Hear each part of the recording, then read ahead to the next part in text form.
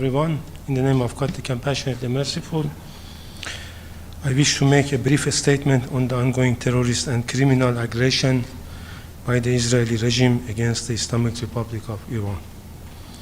Israel has committed a blatant act of aggression against the sovereign and territorial integrity of Iran.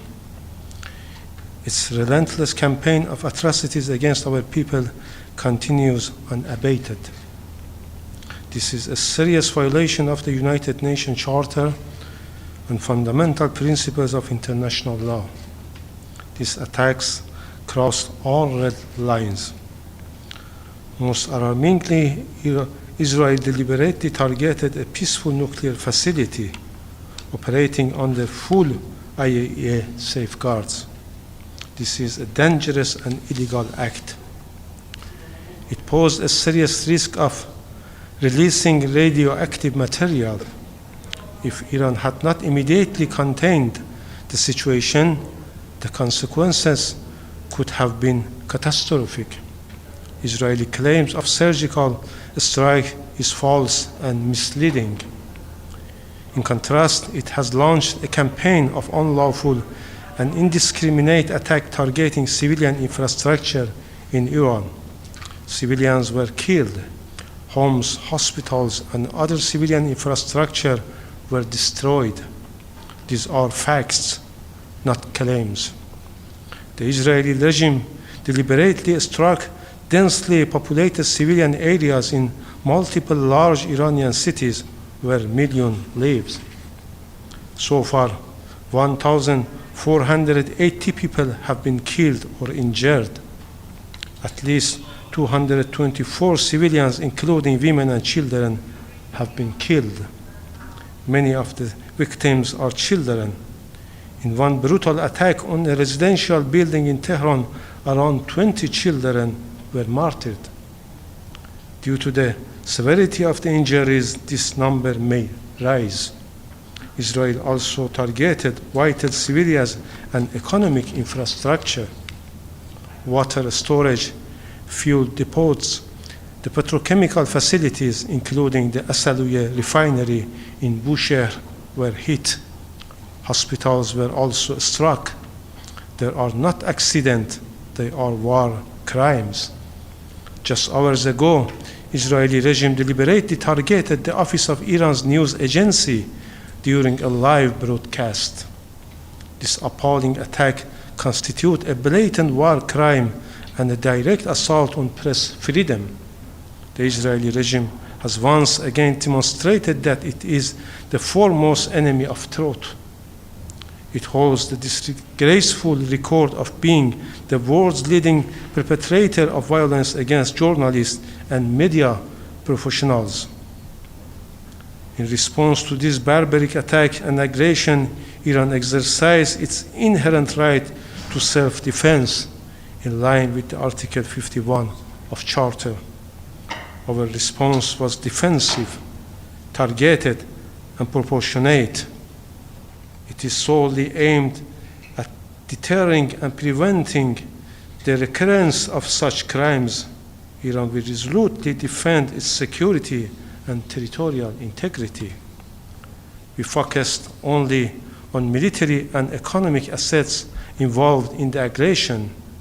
Iran does not seek war or escalation, but we will not hesitate to defend our people, our territory, and our sovereignty.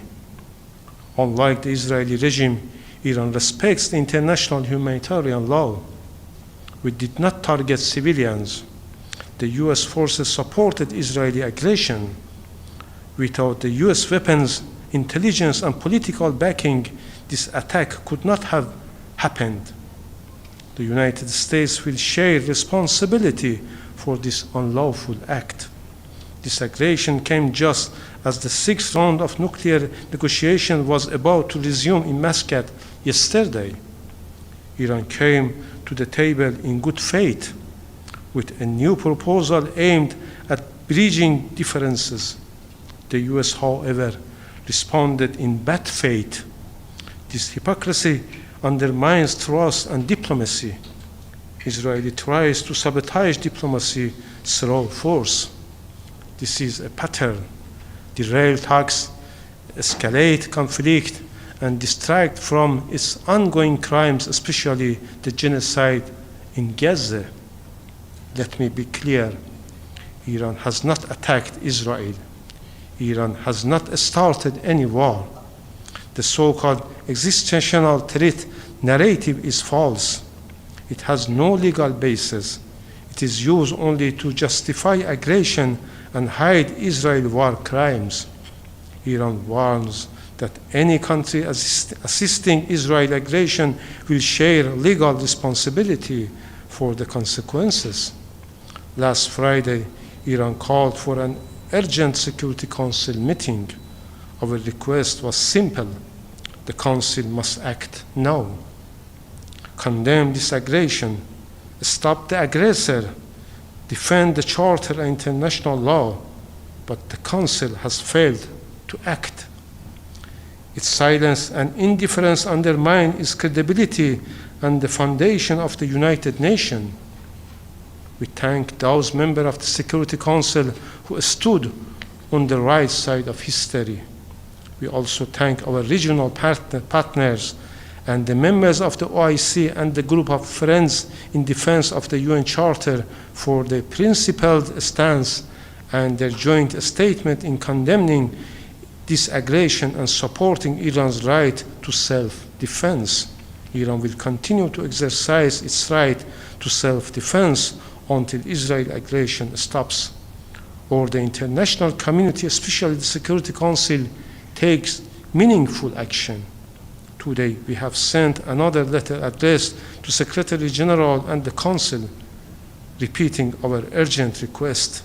We call on the Security Council to condemn this act of aggression, hold the aggressor and their enablers accountable, take urgent action to prevent further aggression.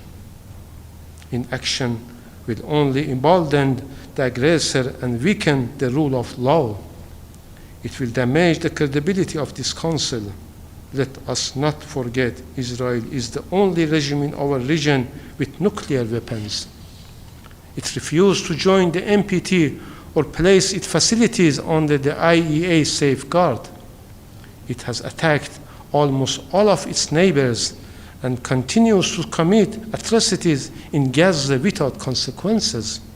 Iran will continue to act within the framework of international law. We will defend ourselves lawfully and proportionately, but it is primary responsibility of the Council to maintain international peace and security.